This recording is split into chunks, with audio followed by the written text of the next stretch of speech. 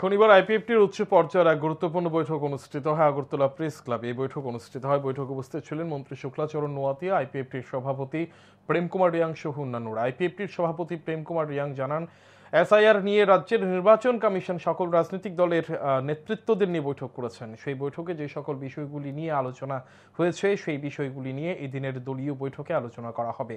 পাশাপাশি রাজ্যের বর্তমান রাজনৈতিক পরিস্থিতি নিয়ে এই দিনের বৈঠকে বিস্তারিত আলোচনা করা হয়েছে। এদিনের মূলত দলের ডিভিশনাল কমিটির পদাধিকারীদের নিয়ে বৈঠক করা হয়েছে বলেও জানান তিনি।